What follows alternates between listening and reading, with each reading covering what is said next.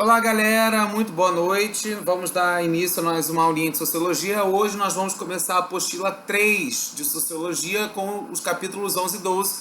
Eu vou desmembrar esses vídeos até para não misturar os conteúdos, porque são bem distintos. Então agora eu vou começar o capítulo 11 e ele faz uma revisão do que já tínhamos feito nas apostilas 2 e 1 em relação à temática de pobreza e desigualdade social e ainda concentração de renda. Então não vou ficar falando tanto, porque nós já vimos esse módulo. É importante lembrar que a pobreza ela está totalmente relacionada com relação à desigualdade, né, a desigualdade social, porque em muitos momentos, né, nós temos grupos sociais que acabam tendo origens distintas e aplicam seus recursos de formas também diferentes, né? As oportunidades elas não acabam sendo iguais para todos, ainda mais dentro do sistema capitalista, onde as desigualdades, né, se aprofundam, né, tanto de renda social, enfim, e onde nós temos também uma intensa acentuação, uma vez que a concentração de renda ela é totalmente irregular, ela é totalmente desigual, da ideia de que poucos vão possuir muitos e muitos nada vão possuir, né? Então, ou seja, nós temos, sobretudo, pegando os países subdesenvolvidos, sejam eles industrializados ou agrícolas, mais ainda os agrícolas, né, uma disparidade em relação a essa desigualdade social,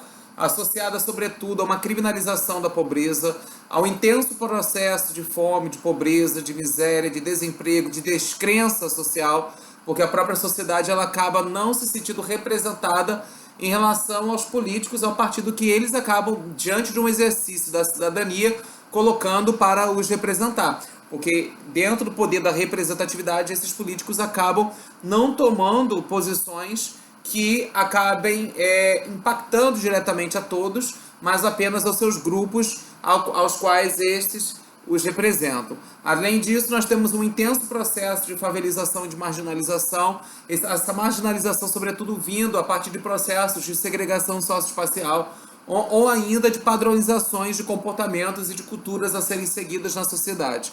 Em muitos momentos, o cabedal financeiro, né, de todos não é igual, né? Então, automaticamente, a acessibilidade aos meios, sejam eles de informação, de comunicação, de educação de saúde, pensão de saúde pública, ou ainda de transporte, ou ainda a educação pública de qualidade, acaba sendo ineficiente, o que acentua ainda mais as desigualdades em relação aos seres humanos.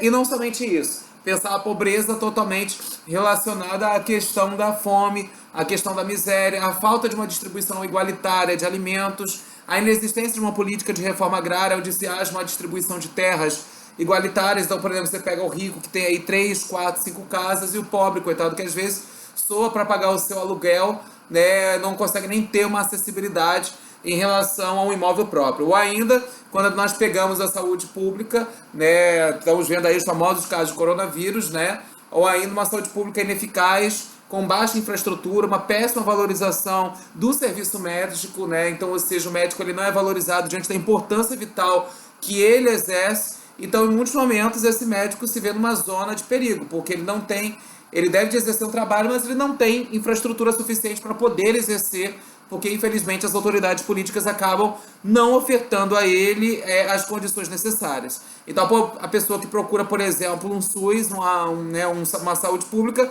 ela acaba mesmo desamparada, mesmo essa pessoa que paga, da mesma forma que o rico, impostos. Em muitos momentos, impostos que são exacerbados aos grupos sociais mais baixos da nossa sociedade. E não somente isso, há um transporte público de qualidade, a ineficiência desse transporte, há uma segurança pública ineficaz, mesmo ainda lembrando, voltando à tona, dessa questão dos impostos que todos pagam, mas a forma como é distribuído não é equânime, não é igual para todos, né? Uma outra questão também, né, a oportunidade, ela também não é igual a todos. Isso também é importante destacar. E na página 188, né, acho que é muito importante definir essa ideia, né, a linha de pensamento do Richard Townley, né, que afirma que as pessoas deveriam ser igualmente capazes de fazer o melhor com as competências que possuem. Todos nós temos competências, temos habilidades, né, formações que poderíamos colocar em prática dentro da sociedade para melhor movimentá-la, geri-la, né? Só que em muitos momentos as oportunidades não são iguais. Em muitos momentos, como Marx colocava a ideia do fetichismo da mercadoria, o ser humano ele é valorizado não pelo que ele é, mas pelo que ele possui, pelo que ele tem, pelo bem material. Então constituímos dentro do nosso grupo social ou na interação com outros grupos sociais uma relação de interesse, de benefícios materiais,